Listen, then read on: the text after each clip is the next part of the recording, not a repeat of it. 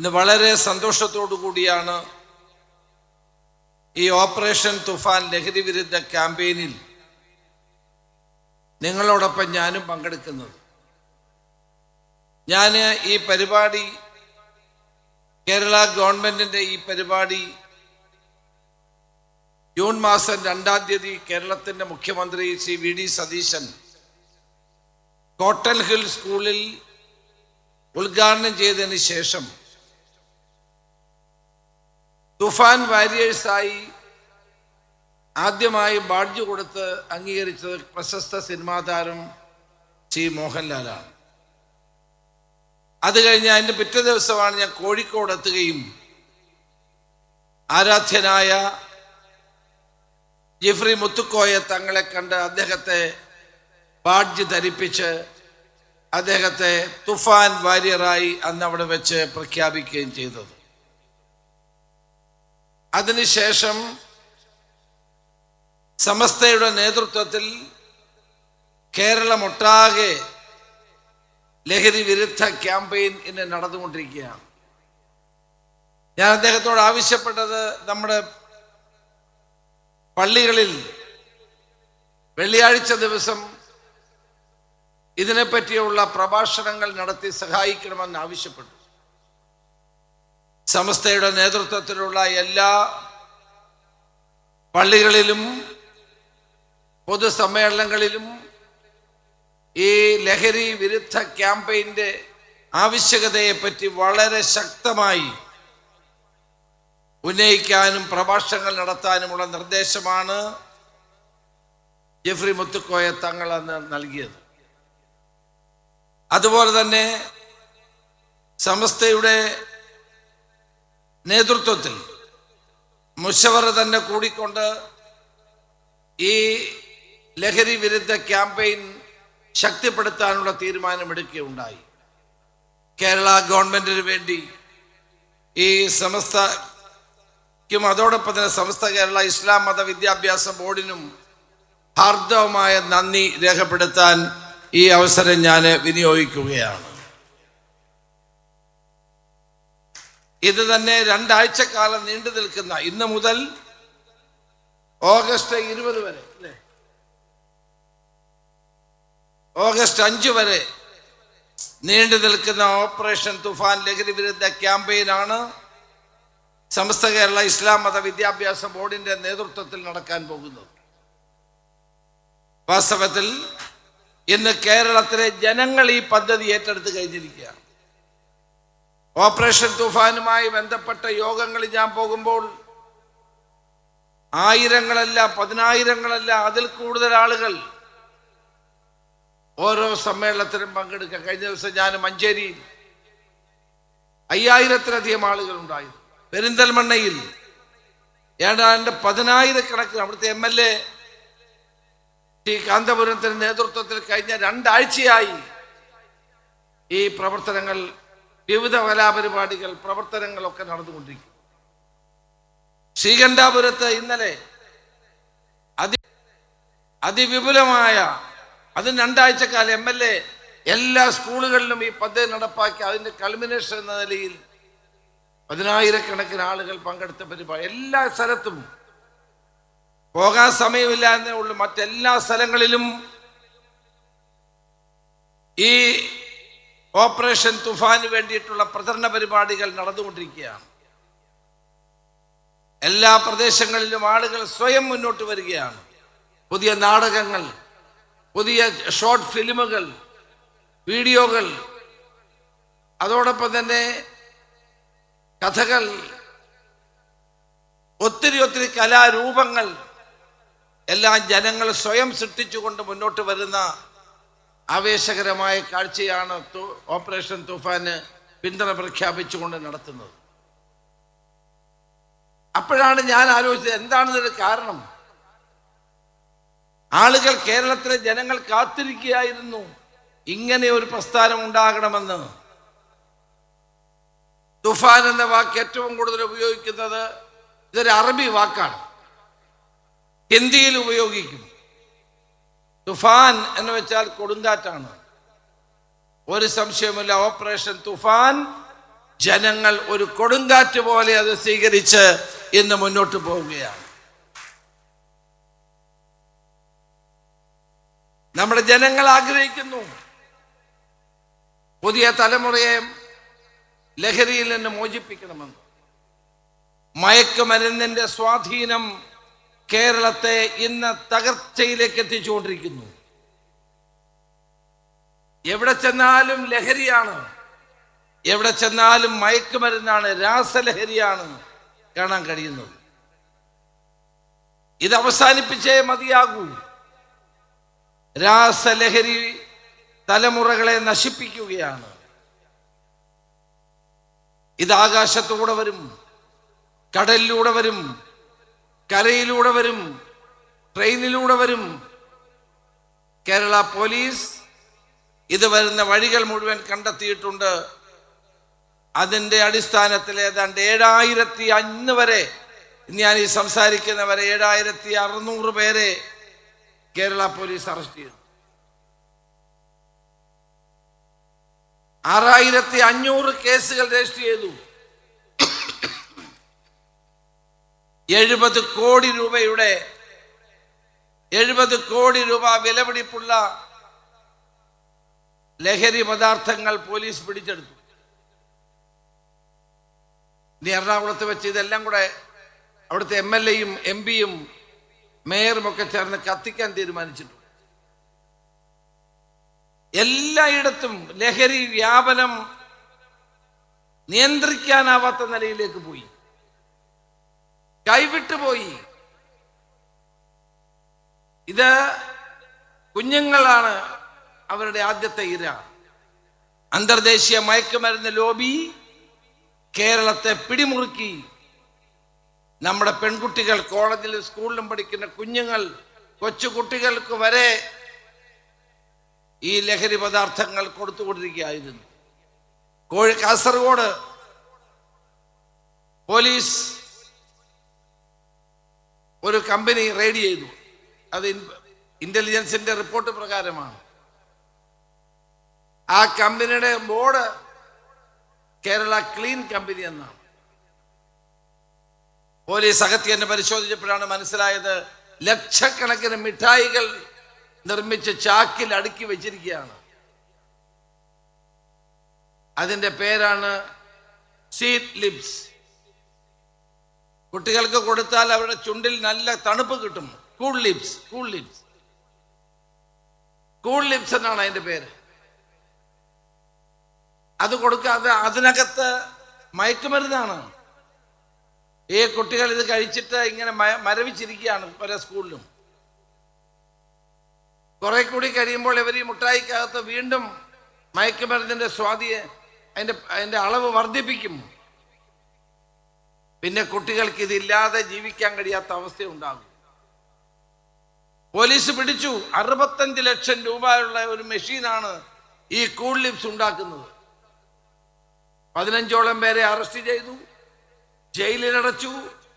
ഇനി അവരുടെ സ്വത്തുക്കൾ കണ്ടെത്താനുള്ള നടപടികളുമായിട്ട് കാപ്പ പ്രയോഗിക്കാനും പോലീസ് ആലോചിച്ചുകൊണ്ടിരിക്കുന്നു എന്നുള്ളതാണ് സത്യം.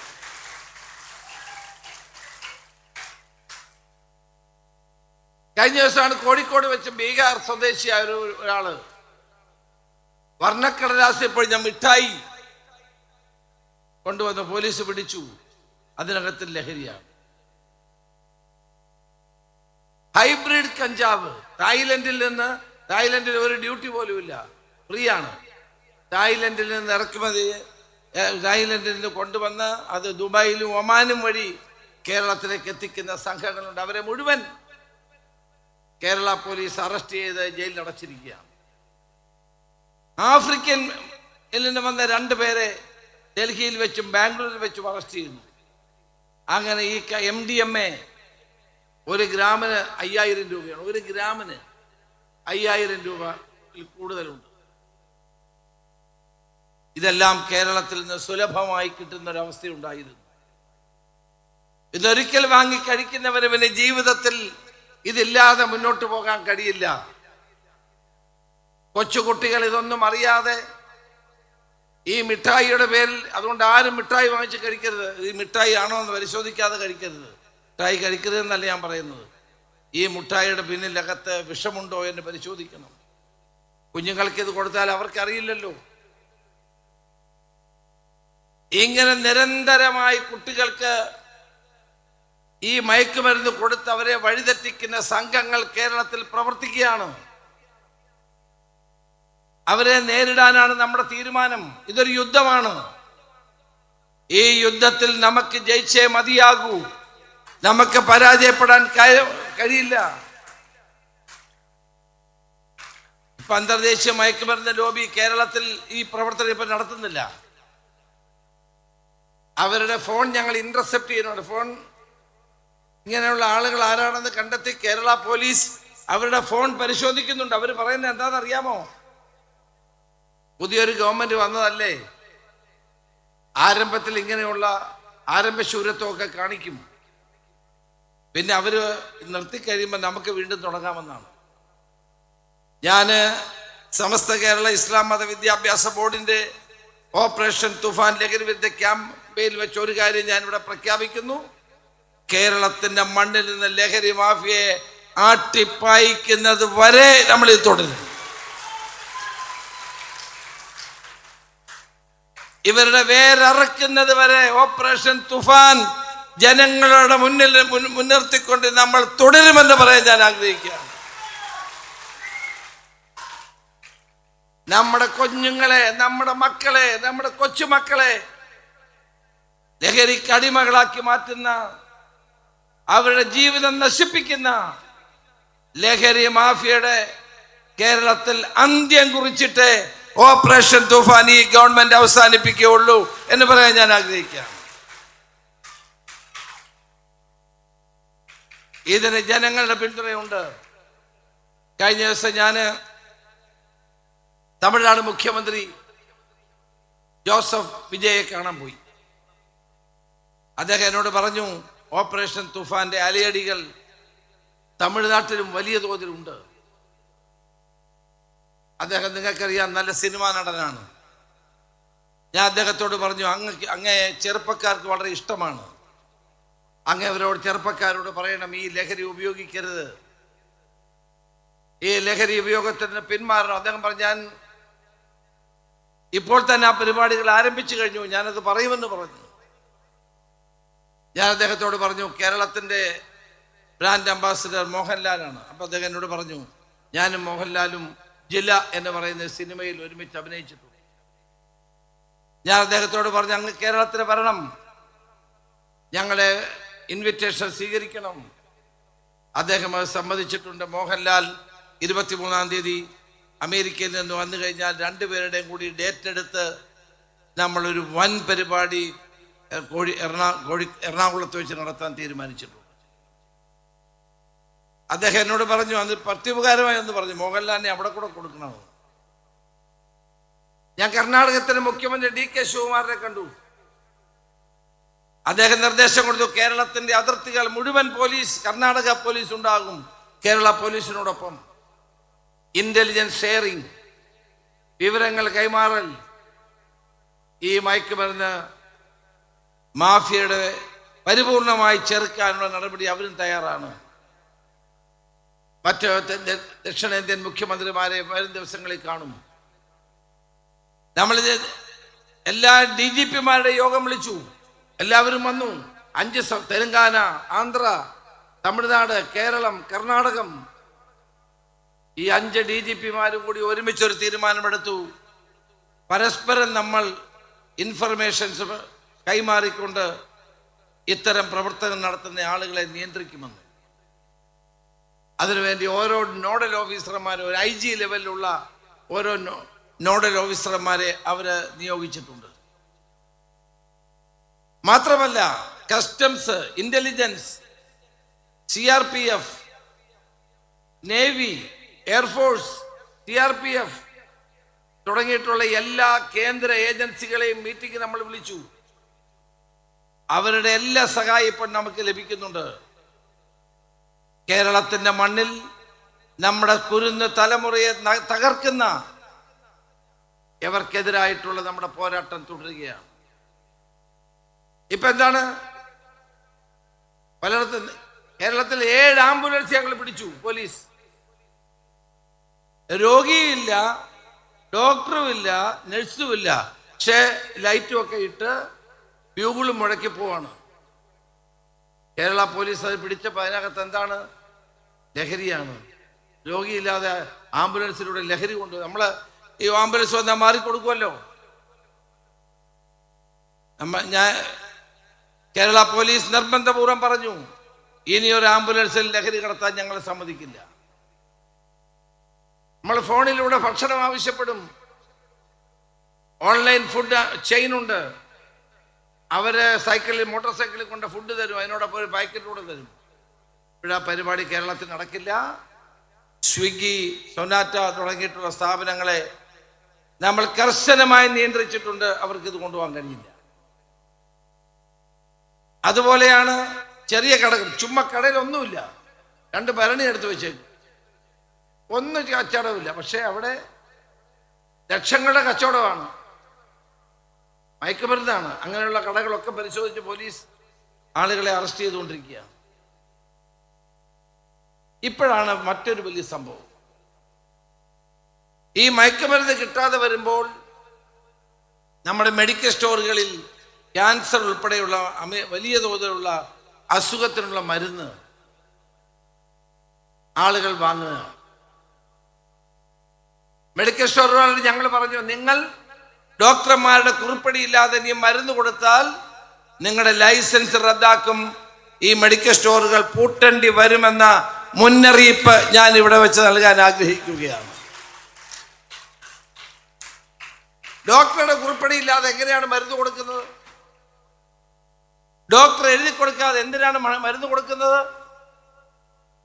ക്യാൻസർ രോഗി അല്ലാത്ത ഒരാള് ക്യാൻസറിനുള്ള മരുന്ന് എന്തിനാണ് കഴിക്കുന്നത്? ഇതെല്ലാം ഈ മയക്കുമരുന്ന് ലോബി നടത്തുന്ന ചില പിൻവാതിലൂടെയുള്ള നടപടികളാണ്. നമുക്ക് ഓപ്പറേഷൻ തുഫാൻ 3 ഘട്ടമുണ്ട്. ഒന്ന് ഓപ്പറേഷൻ സ്ട്രൈക്ക്, അതാണ് പോലീസ് ഉദ്യോഗസ്ഥന്മാർ ചെയ്യുന്നത്. ഓപ്പറേഷൻ സ്ട്രൈക്ക്, അവർ പോലീസ് പിടിക്കും, വിവരങ്ങൾ അറിയും, ചർച്ച ചെയ്യും. ഇപ്പോൾ ഞങ്ങൾ പോലീസ് നായ്ക്ക് കൂടി ഈ പരിശീലനം കൊടുക്കുന്നുണ്ട്. പണ്ടാണെങ്കിൽ ബോംബ് കണ്ടെത്താൻ വേണ്ടിയുള്ള പരിശീലനമായിരുന്നെങ്കിൽ ഇപ്പൊ പോലീസ് നായ്ക്കൾ ഇപ്പോൾ ഈ മയക്കുമരുന്ന് കൂടി മണത്ത് പിടിക്കത്തക്ക പരിശീലനം കൊടുക്കുക. രണ്ടാമത്തേതാണ് operation Toofan warriors. Toofan warriors അവരാണ് നമ്മളെല്ലാം ഇവിടെ വെച്ച് ഞാൻ ഈ വേദിയിൽ സദസ്സിലും ഇരിക്കുന്ന എല്ലാവരെയും തുഫാൻ വാരിയേഴ്സായി ഞാൻ ഇവിടെ വെച്ച് പ്രഖ്യാപിക്കുകയാണ്. നമ്മുടെ ലക്ഷ്യം തുഫാൻ വാരിയേഴ്സിന്റെ പ്രവർത്തനം, ബോധവൽക്കരണം, ജനങ്ങളിടയിലേക്ക് ഈ ആപത്തിനെ പറ്റി പ്രചരണം കൊടുക്കുക. എവിടെങ്കിലും നമ്മുടെ നാട്ടിൽ ഇതുണ്ടെങ്കിൽ അത് പോലീസിനെ അറിയിക്കുക. പണ്ടൊക്കെ ജനങ്ങൾക്ക് ലഹരി മാഫിയയെ പേടിയായിരുന്നു, ഇന്ന് ലഹരി മാഫിയയ്ക്ക് ജനങ്ങളെ പേടിയാണ്. അതാണ് ഇന്ന് പണ്ടത്തെയും ഇന്നത്തെയും തമ്മിലുള്ള വ്യത്യാസം. മൂന്നാമത്തേതാണ് ഏറ്റവും പ്രധാനപ്പെട്ടത്, തുഫാൻ കെയർ. കേരളത്തിലെ 35ഓളം ആശുപത്രികൾ ഇതൊരിക്കൽ ഉപയോഗിച്ചാൽ പിന്നെ എന്ന് ഉപയോഗിക്കേണ്ടി വരുമല്ലോ. അങ്ങനെയുള്ള ആളുകളെ നമ്മൾ ആശുപത്രി കൊണ്ടുപോകും. ഇപ്പം 65 പേർ ഇപ്പം ചികിത്സയിലാണ്. കേരള പോലീസ് വിവിധ ആശുപത്രികളിൽ ചികിത്സിപ്പിക്കുകയാണ്. കാരണം അവരെ ജീവിതത്തിലേക്ക് തിരികെ കൊണ്ടുവരണം.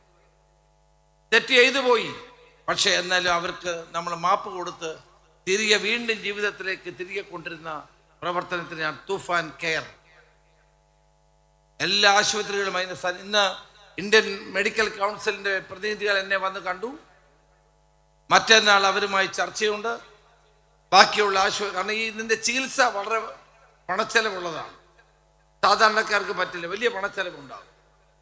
അതുകൊണ്ട് ആശുപത്രികൾ സൗജന്യമായി ഈ ആളുകളെ ചികിത്സിപ്പിക്കാനുള്ള നടപടി കൂടി ആരംഭിക്കുക. അതിനെയാണ് തുഫാൻ കെയർ എന്ന് പറയുന്നത്. അപ്പൊ ഈ 3 ഘട്ടമാണ്, 3 ഫേസാണ് ഇതിനുള്ളത്. ഞാൻ എൻ്റെ വാക്കുകൾ അവസാനിപ്പിക്കുന്നു. ഞാൻ നന്ദി പറയുന്നു സമസ്ത എന്ന മഹാപ്രസ്ഥാനത്തോട്. സമസ്ത എന്ന കേരളത്തിന്റെ നെടുനായകത്വം വഹിക്കുന്ന പ്രിയങ്കരനായ ജിഫ്രി മുത്തുക്കോയ തങ്ങളോടും അദ്ദേഹത്തിന്റെ പണ്ഡിത സഭയോടും കേരള ഗവൺമെന്റ് വേണ്ടി നന്ദി പറയാൻ ഈ അവസരം ഞാൻ വിനിയോഗിക്കുകയാണ്. ഓഗസ്റ്റ് 5 വരെ നിങ്ങൾ നടത്തുന്ന ഈ ക്യാമ്പയിൻ ഒരു സംശയവും വേണ്ട, കേരളത്തിൽ മാറ്റിമറിക്കപ്പെടും. നമ്മുടെ ചെറുപ്പക്കാരെ, മാതാപിതാക്കളെ ഇതിൽ നിന്ന് മോചിപ്പിക്കാനുള്ള മഹാദൗത്യമാണ് സമസ്ത ഏറ്റെടുക്കുന്നത്. ഈ പരിപാടി വിഴിഞ്ഞത്ത് നിന്ന് ആരംഭിക്കുന്ന ഈ പരിപാടി കേരളം മുഴുവൻ ഒരു കൊടുങ്കാറ്റ് പോലെ ആഞ്ഞടിക്കട്ടെ എന്ന് അഭ്യർത്ഥിച്ചുകൊണ്ട് ഞാൻ ഇത് ഉദ്ഘാടനം ചെയ്തതായി അറിയിക്കുന്നു. നമസ്കാരം. ജയ് ഹിന്ദ്.